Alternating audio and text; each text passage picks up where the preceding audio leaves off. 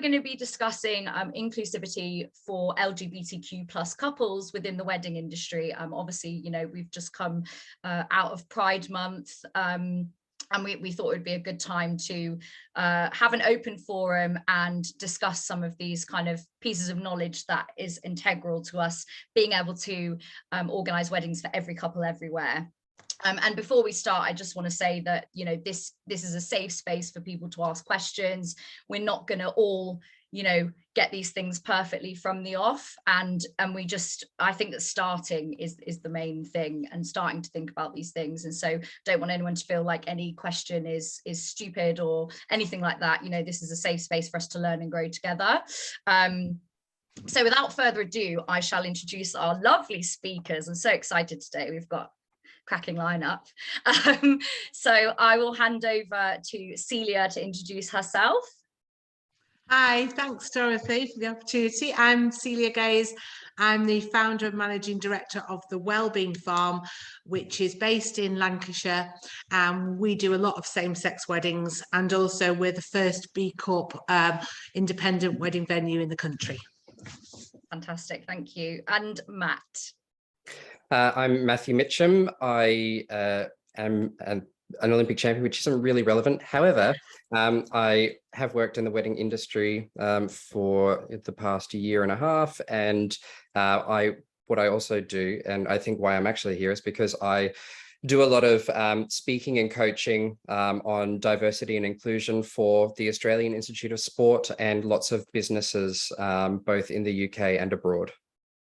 Amazing. I mean, I put there that he's Olympic champion because I'm proud of it. And I was a bit starstruck when I first met Matt, but Matt used to work for Bridebook for around, just over a year. And so we miss him, but we're happy to have him back. And Catherine, if you'd like to introduce yourself, welcome. Thank you so much. And thank you everybody for joining. I'm very honoured to be on such an illustrious panel. I'm Catherine Owen. I'm Head of Venue Sales and Marketing for 10 to 11 Carlton House Terrace, which is a venue which does do lots of lovely weddings in the centre of London in Westminster. Amazing. You're right opposite St James's Park, are you, Catherine? Yes, we are. Fabulous. What a venue. Fantastic. Well, hopefully some of you know me already. I'm Dorothy. I'm the head of venue success at Bridebook, and previously was marketing manager for some of the venues in London, such as the London Eye, Sea Life London Aquarium, and some other crazy venues where we used to run corporate events, private events and weddings. And now I'm at Bridebook to help everyone upskill their teams and improve their businesses. So welcome everybody. Thank you for joining. These are the areas that we're going to try and cover today with you all. So we're going to talk about why it's important for the wedding industry to be inclusive. You know, this goes towards day-to-day life as well, but specifically for the wedding industry. How we can harbour inclusivity and you know, why it starts internally in business culture. The customer journey and how we can think about being inclusive at every step and also action it. The big one, you know, that everyone I think automatically thinks about when considering inclusivity, which is inclusivity in marketing, and then going above and beyond. So just some things that you can do outside of talking the talk and also walking the walk. And then we will have a few venue questions at the end that all of you have submitted. And if there's any other questions that you do have, do pop it in the chat and we can try and address it if we have time. And if not, we can follow up after the webinar. So I'm just going to do a quick run through of why thinking inclusively, especially for the LGBTQ plus community, is important. And I was going to say Bridebook, then I'm used to it. At Bridebook, we rebranded ourselves to Bridebook for Pride Month, but not only that, we've been trying to do a lot of educational kind of posts and initiatives, both for couples and for venues and suppliers. And so I just thought I would show you this timeline just to kind of hammer home why it is so important for the wedding industry to champion LGBTQ plus weddings and to think more inclusively. So, you know, I'm not going to go through this whole thing, but as you can see, it's been a long history of this community fighting for equal human rights. We celebrate Pride Month in June because of the Stonewall riots that happened in June 1969. And, you know, every year since, there has been a similar march, which has now turned into London Pride. And really what I want to highlight here is how recent same-sex marriage in the US became legal, but only in a particular state. That was in 2004. And in the UK, it's been as recent as 2014. And I know a lot of my colleagues at Bride Book, you know, marched for same-sex couples for the Marriage Act in 2013 to come to fruition in 2014. So I know it's a really important thing in their hearts as well. But it's so recent that us as a wedding industry need to make sure that we're almost moving forward even quicker than we usually would, and really championing this group of people. And that's what we're really going to talk about today. So you can find all of these facts and kind of extra information on Bride Book Business, the Instagram, the handle's down there bottom left, if you want any more information. But just wanted to show you how recent it is within the last 20 years that marriage has become legal in the UK. Just a few things that we may or may not know, but obviously we're calling this the, you know, inclusivity for the LGBTQ plus community. And so what does that actually stand for? So we have our different groups of sexualities: lesbian, gay, bisexual, transgender, queer or questioning, and then the plus is kind of for all the other groups, intersex, asexual, pansexual, gender fluid, non-binary, and more. So, you know, the acronym really tries to cover all aspects of sexuality. And within Pride Month, it is a time to spotlight this community, to celebrate their culture, to support rights and human rights, and educate ourselves, which is what we are trying to do in this forum here today, and also to support this community. Just a little bit of background into the flag. This is the most recent version of the Pride flag. So the different colours represent different kind of positive parts of life: life, healing, sunlight, nature, peace and spirit. We have the white, pink and blue for the trans community. We have the brown and black for marginalised members of the community, people of colour. And we have the intersex community as well, which is the most recent addition to the flag. And you can see on the right hand side there the kind of stages of the flag and how it's progressed. The arrow is there because though we have made progress as a society for this group, there is still a long way to go. And so that is what the arrow represents. So just a bit of background there. Now I'd like to ask our speakers, like personally for them and within their business, why is inclusivity so important for them? So we can start with Celia. Hi Dorothy, thanks for that. And I never knew that the flag and those rainbows represented all that. So I certainly have learned something within the first few minutes. So thank you very much. Yeah, I mean, I think for us, the whole ethos of the Wellbeing Farm, what I set it up about, was about creativity. It was about not having to fit into a certain box and do a certain, you know, everyone thinks weddings, you've got to be this, you've got to be white dresses, you've got to be sort of set in this style of doing things. And for here, it's about having this creative space that people can host and have the wedding that they want. And for us, we're a very creative venue. We have all sorts of animals coming in. We have things coming in. We have, I never know what they're going to bring in, to be quite honest. And for us, and I think this is what the same-sex couples kept asking for. They wanted somewhere that was very different. They didn't fit into a box. They didn't want to have this traditional style of wedding, and they wanted to have something very, very different. And for us, we've tried to encapsulate that, and it's been a brilliant factor for us, because we find that the same-sex couples come with such amazing ideas. They've got such creativity. They're always up for a really good party. We absolutely love working the same-sex weddings, because all the staff are like, oh yeah, it's a same-sex wedding, because we know they're going to be much more. I'm not dishing anything to do with heterosexual couples at all, you know, but the point is they just come with this arm of creativity, this incredible big party up for it. And it's been amazing business practice for us, and it sent out a message that we're really inclusive and we're really engaging. And for us, I get over and over again how complimentary they are on our stance on same-sex couples, and we love it. Amazing. So why would you not do that? It's good true. Business sense, as well as the staff love it, and as well as something that is the right thing to do. Thank you, Celia. And Matt, obviously for you being on the other side and having planned your wedding a couple of years ago, what does it mean for you when venues and suppliers and the wedding industry as a whole are thinking this way and hopefully acting this way? Yeah, it gives you a nice warm fuzzy feeling, which is exactly what you want when you're actually planning your wedding. And I think particularly because it is a relatively new thing for same-sex couples to be getting married, there is inevitably going to be roadblocks.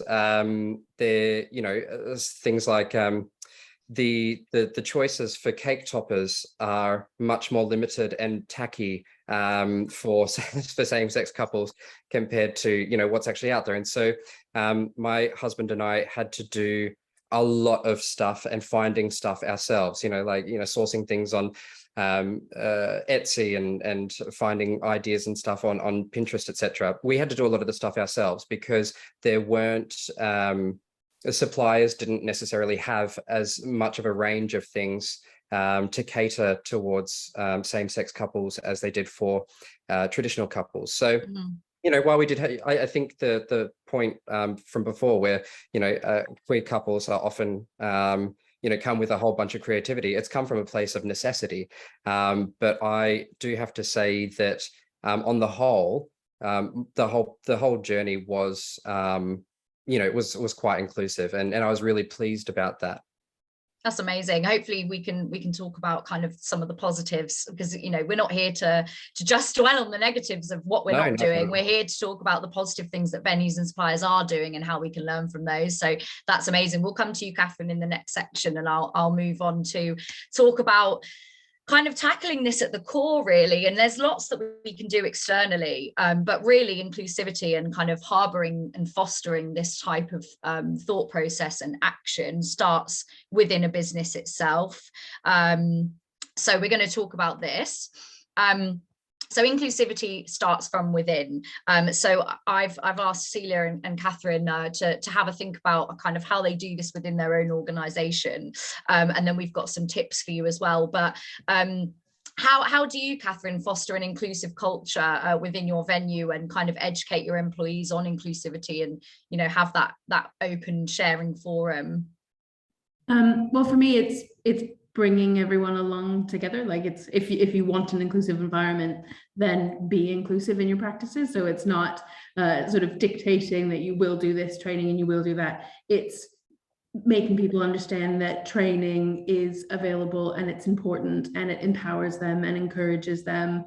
It is fostering that welcoming environment within your team. Like, I do believe you need to get your house in order before you start selling something. You can put a same-sex couple on your Instagram account and that's not it.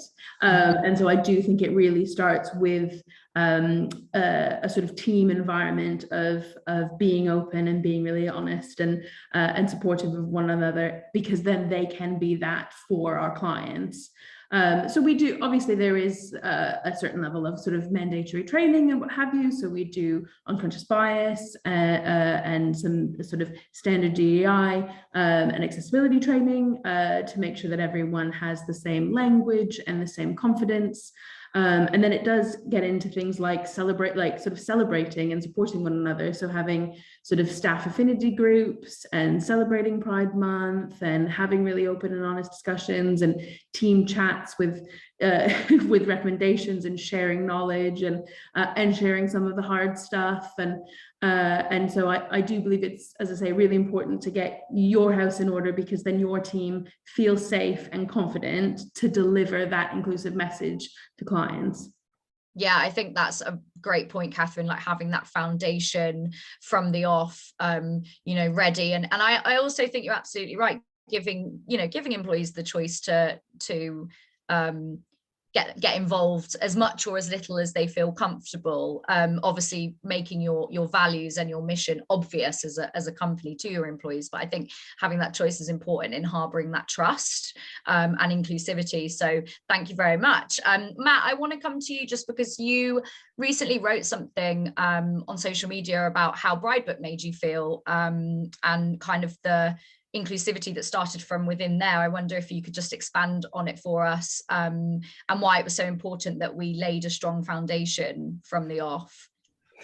Yeah, it it made me feel really valued and respected as an employee, that that you and Bridebook really put so much time and effort to do Pride Month properly, that it wasn't just a performative action, for the commercial side, that actually, much like what Catherine just said, it started from the inside, and like, how can we be better as a company to be more inclusive? And that like made me feel really seen, really appreciated, really valued.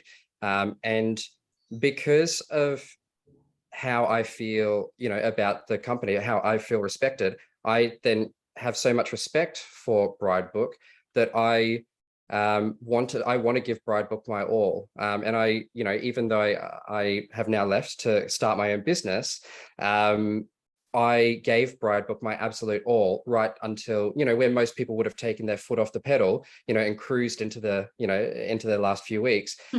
I applied the pressure even harder, and my output was about 50% higher than what it would have been, just because I felt like, I wanted to give back to the company that had given so much to me. And so that respect went both ways.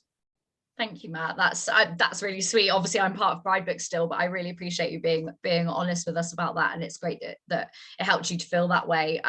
Celia, I know you did an event recently, but have you celebrated Pride Month, and how do you go about kind of fostering this inclusive culture within the Wellbeing Farm? Yeah, well, we decided to have a wedding fair dedicated to Pride. It's called Pride in Your Wedding, Wedfest, and it was a wedding fair dedicated to same-sex weddings, and we chose very kind of creative suppliers who were known to do a good service for same-sex couples, who kind of had experience of, for example, for the photographers, for the decor, for everything, because not every same-sex couple want rainbows. And I think that's kind of a quite, people think, well, I'll just put a few rainbows in and do as a token gesture. And the kind of, a lot of them don't like all of that. And for us, it was the best wedding fair we've ever held. It was the most popular, and it was we got such a lot of recognition for it, and also it was the most fun that we've ever had. We ended up having a maypole in the outside. We all danced around the maypole, and it was just so much fun. Definitely something that we're repeating every single year. But I think it's shown the shift of how popular now same-sex weddings are, and that as I said, for you as a business, if you're not embracing same-sex weddings, you are missing out a big part of a big customer base by not kind of openly accepting and embracing and adapting your venue to suit same-sex couples. Yeah, absolutely. I've seen the video of the event, and I can send it around to the venues afterwards, but it looked like fantastic fun. And I think an important thing to note here, Celia, is that it was open to all couples, wasn't it? It wasn't just LGBTQ plus. It was all couples with a kind of, I suppose, pride theme, which is great. Yeah, because I think for us as well, it was open as in all couples. We had couples with disabilities, we had couples with everything. It was about equality, inclusivity. It was obviously, they weren't all, heterosexual couples came who wanted some creativity in their wedding. They want suppliers who are thinking out the box, who will be different. They are sick of the same old thing, and they want something completely that makes the venue and makes the decor and everything about the couple and what they stand for, rather than having to kind of go, you must have that style of wedding. And I think that's the point. Personalization is a huge big thing, and if you can make your venue more personalized to suit anybody and more what the couple wants, I think that's where it works for you. Yeah, absolutely. And Matt, was there anything unique to you two that you had at your wedding? Well, we had a really cute, like in sort of it was a calligraphy cake topper, like Mr. and Mr. Which was cute. We had they were like coasters, but like gold discs with Luke and Matt in calligraphy in them as well. But kind of so I guess they were more like they looked like gold coasters, I guess. But they were placed on the plates, and then everybody could actually no, they weren't. they had everybody's names on them, so that was kind of like, that was their place setting. And they look like coasters, gold coasters. I want one. And then, yeah, we tried to make it as personal as possible, because we did literally like absolutely everything ourselves. Amazing. So you had to kind of go to Etsy and places like that to get more personalized. A lot of Etsy. There was Fabulous. a lot of Etsy. So we've just got some tips here for venues when trying to think about inclusivity, and obviously Catherine's given some fantastic tips around diversity and inclusion training, and obviously that isn't just about sexuality, that is also about culture and different races and religions, and you know, different kind of ability, disability. So I think definitely investing in D&I training for your teams is paramount. If you can get, you know, somebody that is an expert like Matt to come in and do some coaching, whether it's one-on-one or with, and that wasn't a promotion, by the way, Matt, but you know, but something like that is also great to get all of your team on the same page. Identify any internal biases that you may not be aware of. You know, we don't mean you know, prejudice, you know, here we mean just biases of when you think of the couple in your venue, do you think of a man and a woman? You know, it's things like that where you automatically think of a bride walking down an aisle and her dad walking her, like not everyone even has a dad. So it's things like that where we just have to challenge the status quo and kind of the slightly sometimes archaic traditions of weddings, and identify those biases, and then, you know, try and work towards finding the neutral ground and not just jumping to those conclusions straight away. I think it's really important for venues and suppliers alike.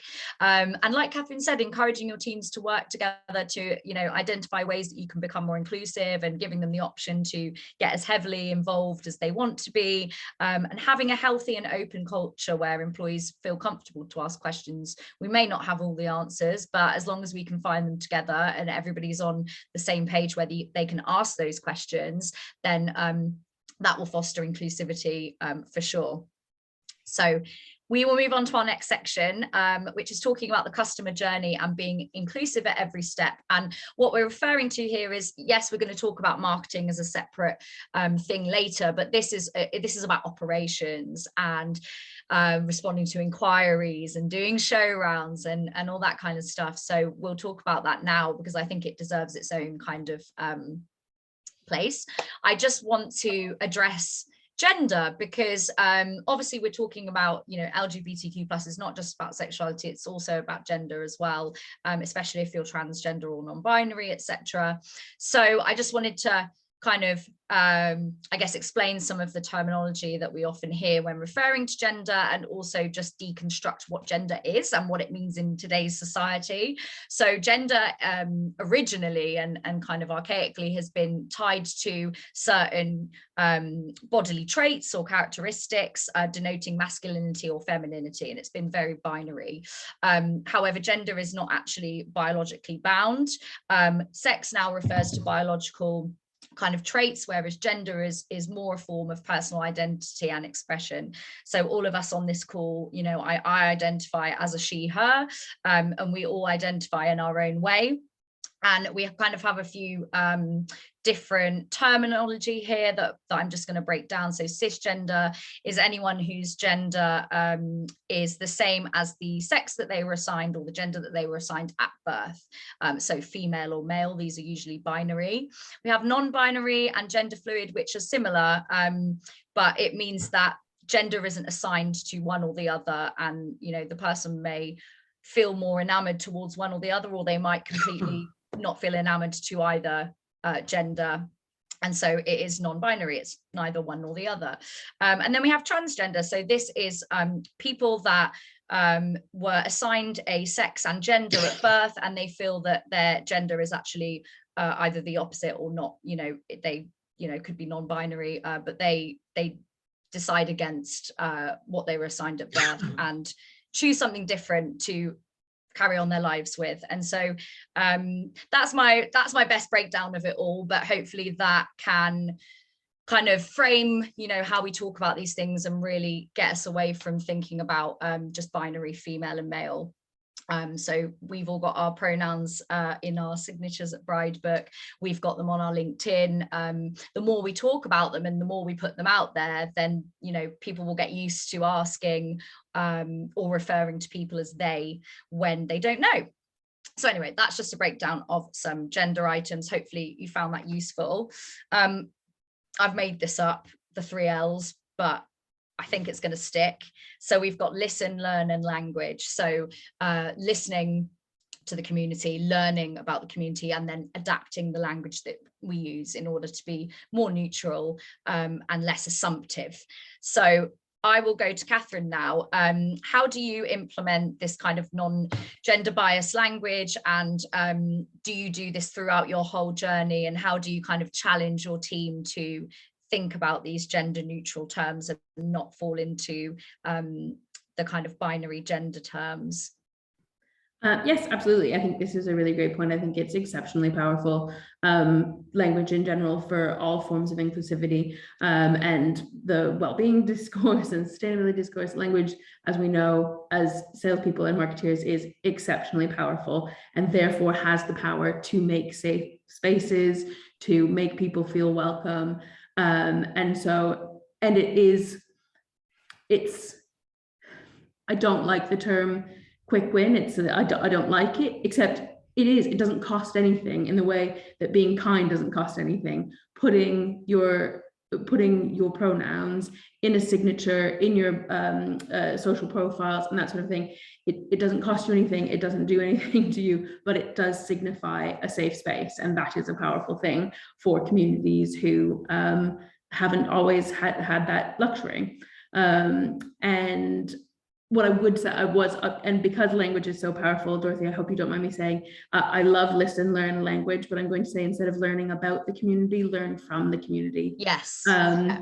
So like, if you're getting in an expert, if you're having discussions and you're having discussions about any underrepresented group, and there isn't someone from that group in your discussions, take a look at that, invite somebody in. I mean, like, pay them well and that sort of thing, but always be learning from the community, and so that's largely what we've tried to do. So the language, that shift has happened. So we had it was a project of one of my team during lockdown to sort of go through all of our corporate language and that sort of thing, and take a look at our template proposals and brochures and web copy and that sort of thing. It is a big project, but it took one person a few weeks to work through everything and switch that language up. And so now our template proposals, everything is nice and neutral. The show rounds and people's own delivery of that is more difficult. It's some people just really naturally come up against their biases and can make that shift. But it is also down to fostering a really safe environment so that you can call somebody out in a really safe way, in a constructive way. Yeah. So obviously the term is call out, but we like to say call in, which I think we learned that from a D&I consultant for us, because it's, we're all in a community together. And so being able to sort of say like, oh, are you saying mother and father of the bride? Do you know that, or are you making that assumption?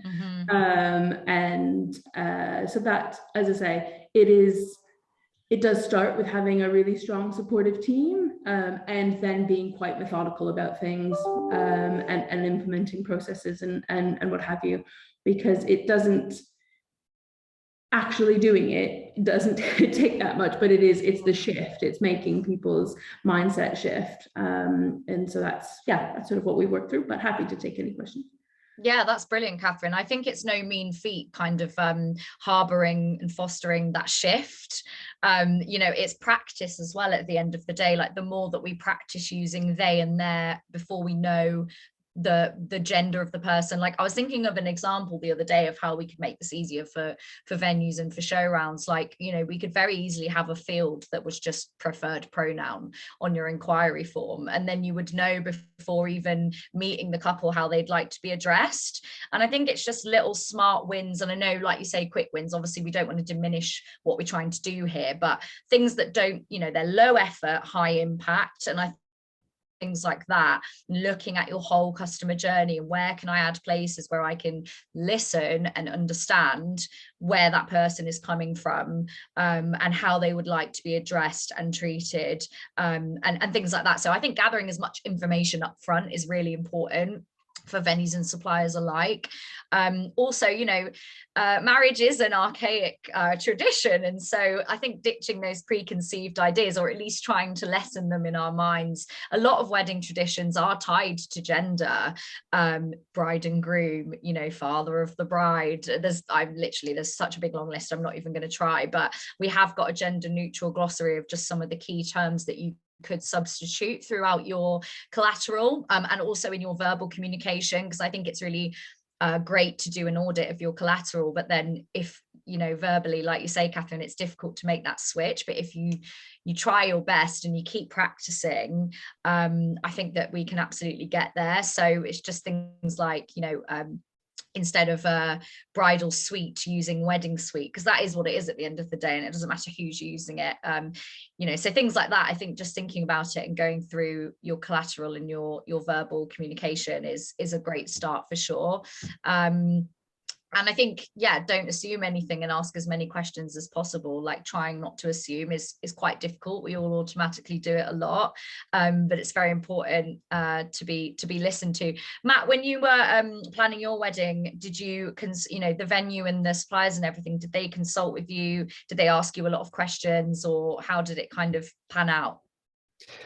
I'm really pleased to say that for the most part, like it was gender, like I really did not pick up on gendering of like either myself or my partner, or, you know, made any assumptions on the gender of who my partner was. So that's brilliant, and that's, you know, that's ideal. That's what we want to hear and see. But what I can say is, while I didn't have any like negative experiences, there are like seeing, getting an email from, I think it was like Rachel at DeCourcy's, and seeing in her banner, there were 4 little wedding pictures. And the first one, the top left one, was of a lesbian couple. And that just made such a huge impact on me. I'm not even a lesbian, but, you know, like I'm part of the community. And just like seeing that little bit of inclusivity in her email signature, that meant so much to me, because, you know, most of the wedding imagery, like especially having worked in the industry, is straight white couples. That's just what it is. But that's the majority of them. And so having anything different from that, seeing an interracial couple makes me go, oh, you know, like cute. Or, you know, seeing a couple, you know, one in a wheelchair. It's like, you know, just seeing anything different, but also particularly, you know, seeing that lesbian couple meant a lot to me, and that made it such a hugely positive experience where I'm participating in something that is very, very traditional and very, very heteronormative, and, you know, only just starting to cater to, you know, to my community. Absolutely. I think that's exactly what we mean by a quick win, in terms of the low effort that it takes to pop something on your signature, and the meaning that it had to you, Matt, is, you know, 100 times the effort that it took. And it's things like that where we can, I think, really, you know, change things. That's lovely. Thank you for sharing. Celia, do you have anything to add on this in terms of, you know, the language that you use as a team, and the kind of way that you try not to make assumptions, etc.? I mean, for example, I'm always going to other venues just to have a look around, get ideas, see what they're doing. And the amount of venues I go to, and the photographs are bride and groom, and there's no same-sex pictures in there. And then everything is about bride and groom. The signage is about bride and groom. And they're just showing, the minute you walk in, you've almost put a block on these. I mean, we've got this tree of love, which are photographs of all the couples that have got married here, just on a tree. And each photograph is like a petal on a tree. And they love that, because if you put the pictures of the same sex, it's doing it in a non-subtle, in a subtle way. We've got bride and bride. We've got bride and bride, bride and broom, and groom and groom signs in a display showing. You can get them from Pinterest, or you can get them from anywhere, and these circular things which just make up different partnerships. And again, when they're showing around, they just can see in amongst, when you're doing a show around, that you are open and inclusive by just putting those little things. Partner 1, partner 2 on the inquiry form instead of name of bride, name of groom kind of thing. And it's about that kind of that trust, that they think that if they can see these little things in out there, like on your social media, on your website, you know, making sure that the pictures are not just, as Matt said, the same sort of white couples. Now, I will say, there's on the thing, because I mean, we've all seen in the papers the stick that Halifax got for putting pronouns on their name badges. You know, you can't just go straight in there and automatically do that. You've got to have a bit of a build up, you know, because, you know, by doing this and putting out pronouns, Halifax has lost £450,000. Nobody wants an adverse effect. And I will say, might be controversial, but I'm going to be very honest. When we did the Pride Wedding Fair, we put it openly on social media, and for every positive vote, there was a negative thing. Every morning, I had to go on and delete the awful comments that were on there about us as a venue doing that Pride Wedding Fair. You know, there were horrific comments. It gave me a real sort of insight as to what some same-sex couples must go through. Yeah, because that prejudice and that disgusting comments. And so on one side, you can say, right, well, you're really appealing to a sector of the audience. But on another side, you will put couples off you as well. There are some very traditional couples who don't want anything to do with this same-sex weddings. And it's just to put that out there that sometimes you can go a bit too far with it. And so it's a balancing act of how much to promote same-sex and how much to do the other one. It's, you know, you can't just go from nothing into just being all like same sex, because they'll know it's like a token gesture. It's like greenwashing. You can have the same thing with this kind of thing, and you've got to do it gradually and make subtle changes over time, and get to know your audiences like you do with any marketing effort. Yeah, I think that's a very valid point. And what I would say is having your values and your mission out there in the ether for people to be able to read. And like, Bride Book are not perfect. Like, we know we've got a long way to go in order to harbour full inclusivity on our app. And we're doing a lot of work at the moment to make venues more searchable to LGBTQ plus couples. And we're going to do more work on kind of having different functionalities within the app in order for these couples to find venues and suppliers more easily, and etc. So we wrote our Pride Book pledge before Pride to basically communicate to everybody that we're on a journey, but we've started that journey. And so I think, you know, if you can include this aspect within your mission and your values as a business, then and stick by it, then it won't come as much of a shock to people, like you say, Celia, if you gradually build that up. Now, do you think that every single couple loved that we renamed to Pride Book in the month of June, and that we changed our logo? Not every couple loved it at all. You know, we didn't have many negative reviews, actually. It was fantastic. We had more positive than negative, but there was still the odd couple that weren't for it. But if that's your mission and your values as a business, and you want to stick by it, but yes, I completely understand, Celia, your point here on really thinking it through and making sure that you have everything set in place before you go changing your logo in June, or, you know, changing all the images on your website to same gender couples or queer couples, you know. So completely get your point there, and thank you for sharing. Catherine, do you have anything else to add here? I know you gave a lot of info at the beginning. I think I'm sure if there's anything else, I'll chime in later, I'm sure. Awesome, thank you.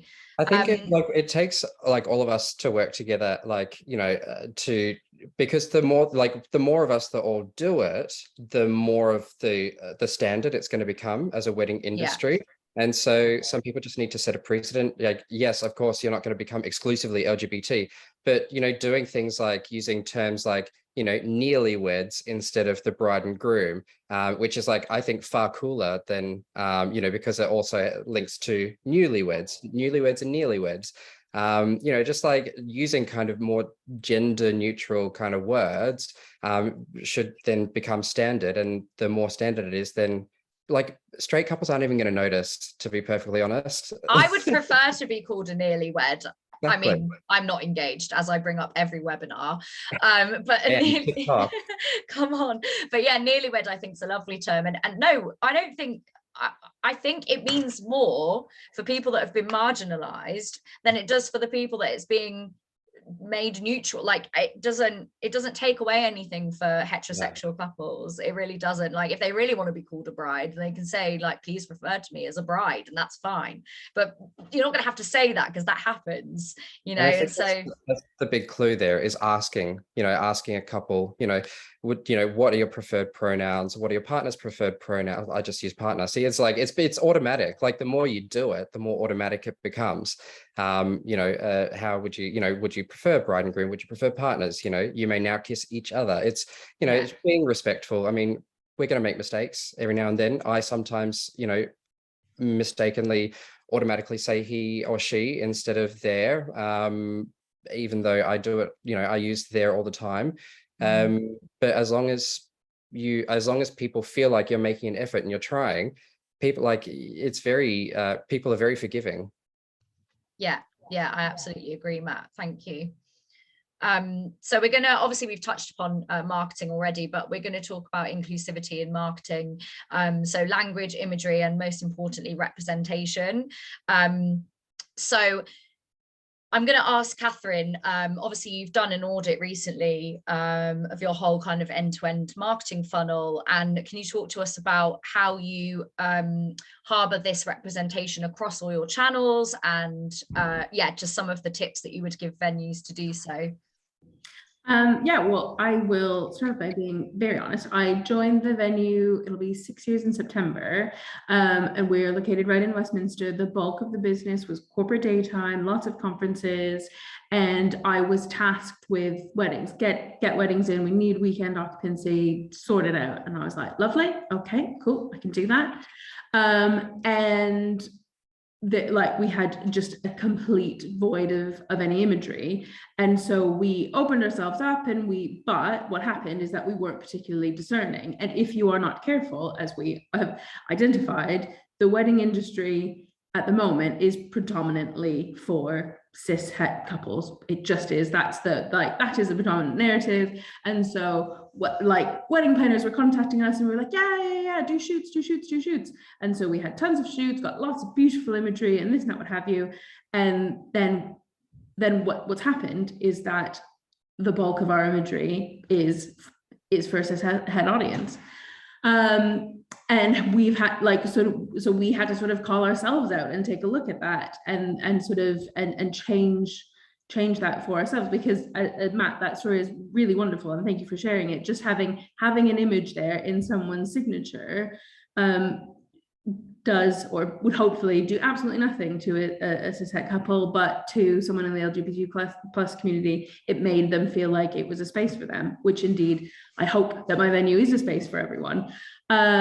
So we've had to take a look at that, and so we have been a lot more discerning with things like suppliers and what shoots we open ourselves up to, and doing a bit more research and making sure that the imagery that we're generating, if it's not coming from real weddings, the imagery that we're generating is inclusive from an LGBTQ plus perspective, but DNI and access and everything, because as we've identified, representation is exceptionally powerful and exceptionally inclusive.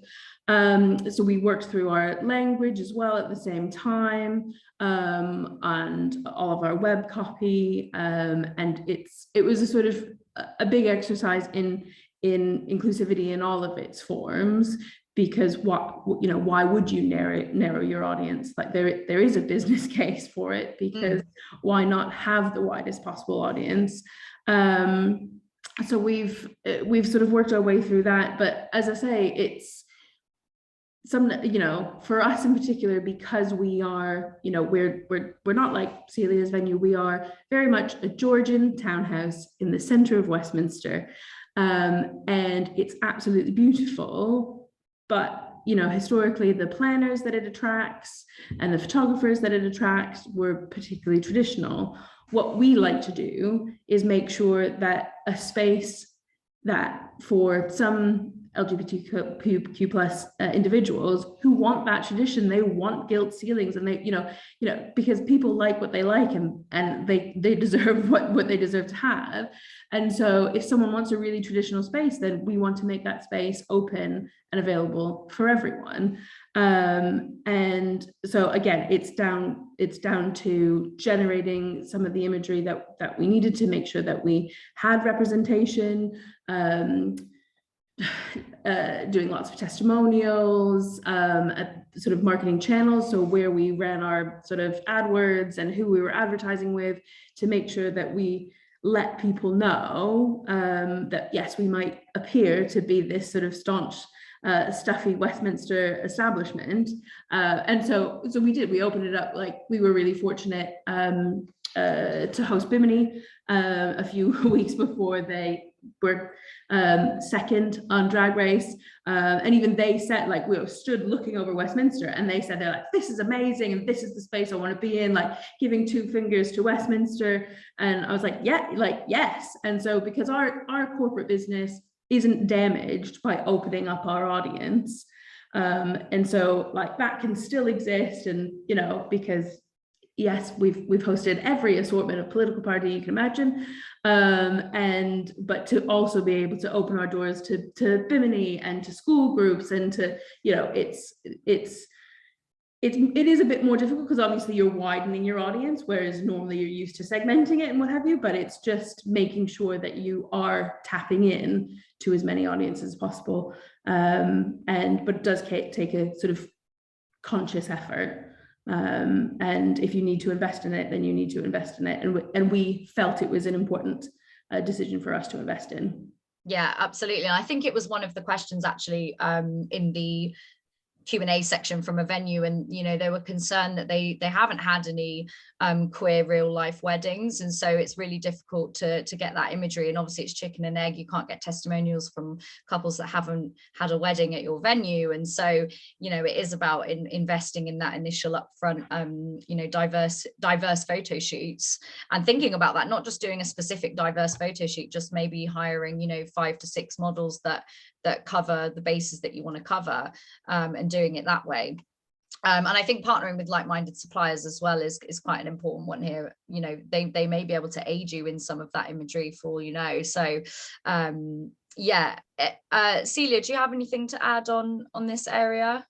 Yeah, I mean, I was really lucky to find a wedding planner, or a celebrant who does lots of work with same-sex couples, and we've partnered with him. And this is where the idea of the Pride in a Wedding Fair came across, and it was him who we worked with him, because I'll be honest, my knowledge, my personal knowledge of kind of all of this, I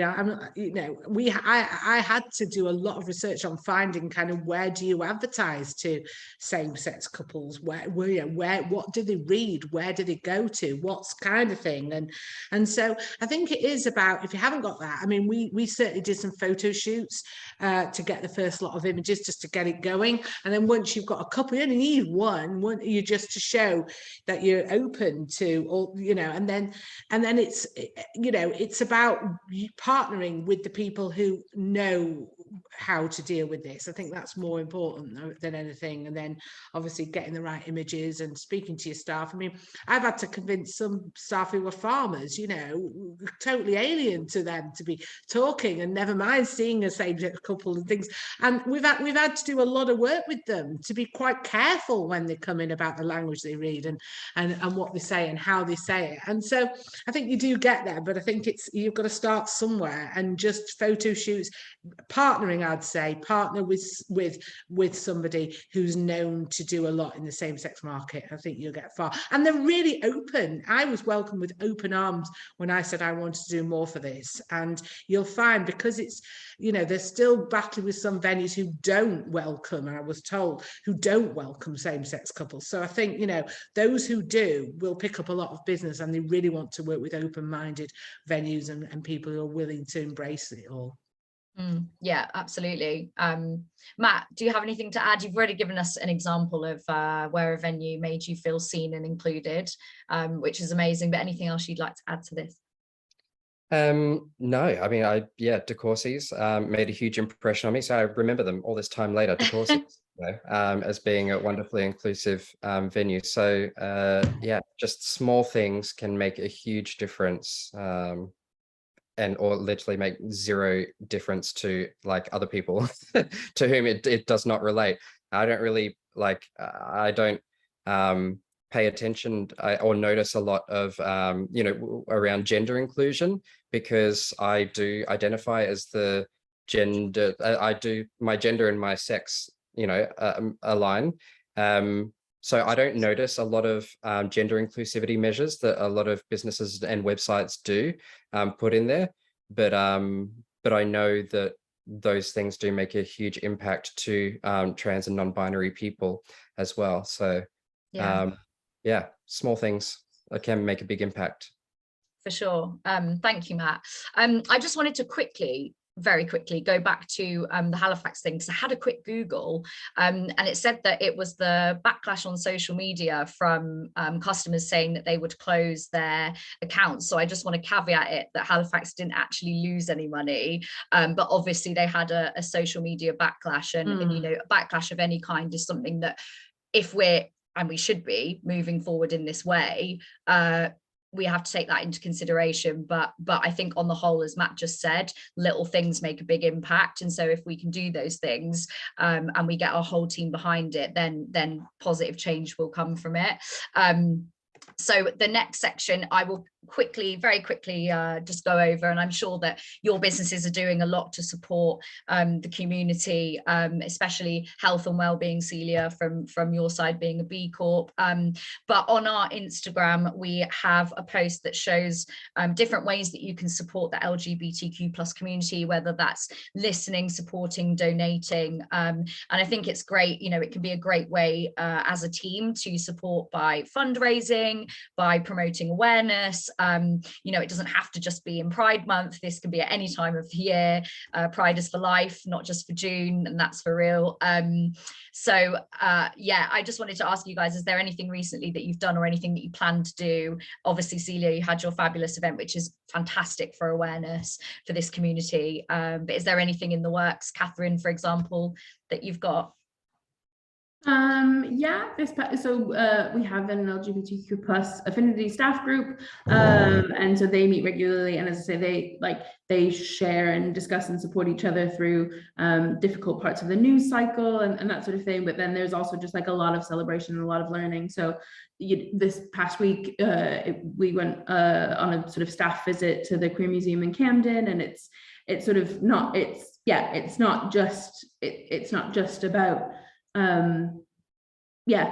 making sure that your Instagram feed is representational. It's sort of living and breathing it as a team and as an organization. So we try to do that. Hopefully, as I say, no one's perfect and we're always learning, but that's the point, that we're okay holding our hands up so long as we're sort of moving forward.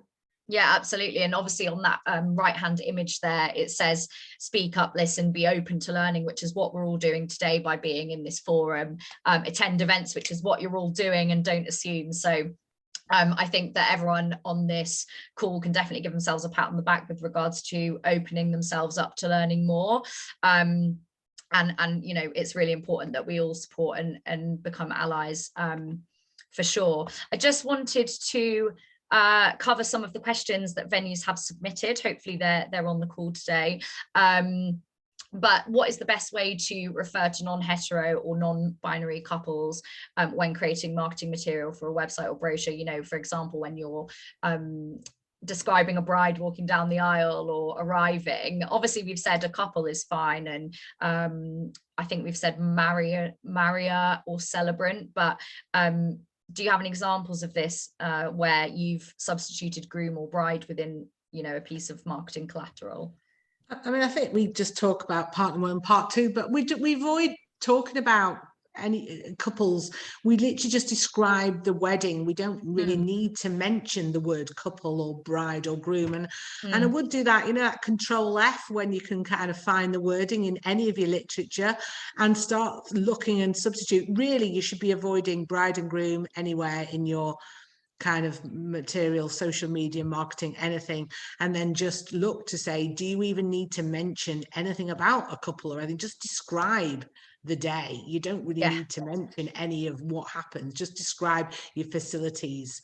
I think passive sentences are a good way of getting around this, like, or even just on arrival. You know, the English language is very clever, and there's ways of doing it without having the subject of the sentence. Getting my English language degree out. You know, the subject of the sentence in the sentence. So there's lots of ways of being creative with language that means that we can not necessarily talk about each party of the couple. But I mean, it could be a fun exercise for you to think about creative names if you do have to actually like speak about one person or the other. I mean, you know, fiance is you know, can be gender neutral, and you don't know. You know, there aren't necessarily flower girls anymore. You could have a flower pal. You know, that's gender neutral as well. So like, you know, have fun with thinking about creatively about how you can address people in a non-gendered way. Yeah, I think that could be a great team building exercise, you know, Matt, and might try that at bride book, see if we can get the creative juices flowing. But yeah, great point.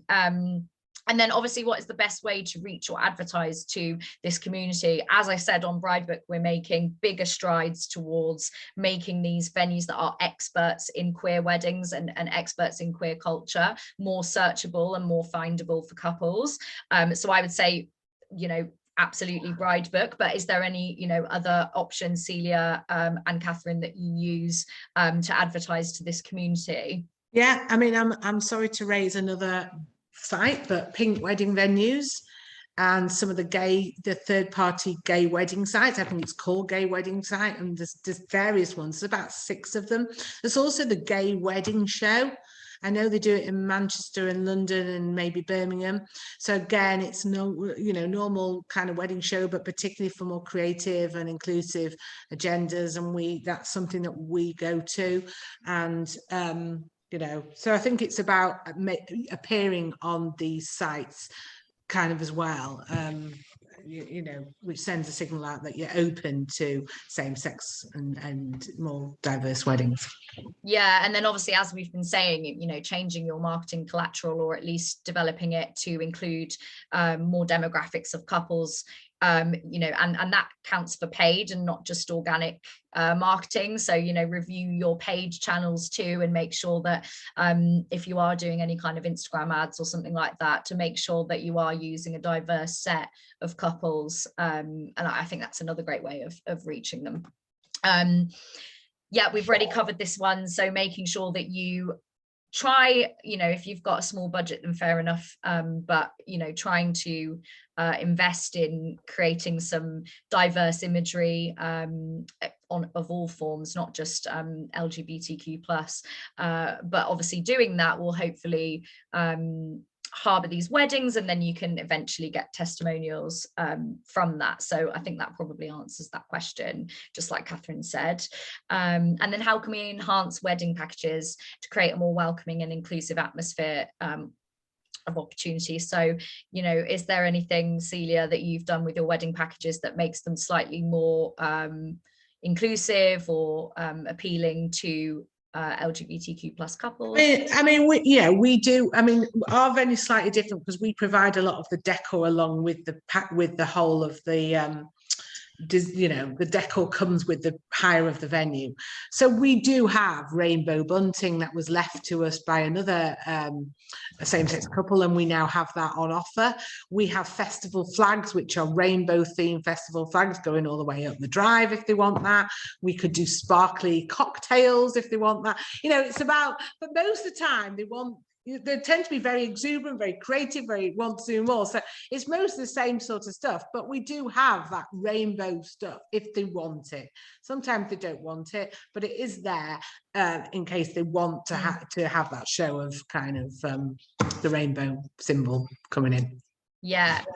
I am just thinking back to what Matt said about how it was difficult to find suppliers that provided kind of same gender and queer cake toppers or anything like that. So I think making sure that you have the contacts to be able to guide and help queer couples to find these types of things that aren't necessarily tacky or or fits the kind of wedding vibe that they're going for, if it's rustic or if it's exuberant or if it's pride themed or whatever that might be, having those contacts ready to recommend them so that they don't have to trawl. I'm sure it was fun, Matt, but they don't have to trawl Etsy to find somebody that's going to do that for them, or you're giving them some concrete options, because at the end of the day we're here to help couples plan their weddings and they're not the experts we are. So if we've got those suppliers on our roster, then that will definitely make the journey easier for them as well. Well, thank you so much for answering all of these questions. I just wanted to say a massive thank you to our speakers today, Matt, Celia and Catherine. It's putting yourselves out there to talk about this kind of thing. We open ourselves up to criticism and we open ourselves up to we're experts in weddings and we're all still learning together in this space. And so I just want to say thank you for being vulnerable and sharing your learnings and the positive sides as well of marketing to LGBTQ plus couples. I really appreciate it. And Matt, for sharing your personal stories about your wedding planning and how the impact of the way that venues have presented themselves has made a huge difference personally. So just wanted to say a very big thank you. And if anyone, on the call, any venues on the call have any more questions, do email us at business@bridebook.co.uk, and we can definitely help you with any of your questions around this webinar or any of our previous webinars or your Bridebook profile. So yeah, just a huge thank you really, and I hope everyone goes on to have a fabulous day. We will send you a recording of the webinar to share with your team if you feel that it will be relevant for them, and also the slides to keep for reference, because obviously there was some hopefully useful tips on there too. So thank you very much everyone. I hope you have a fab day.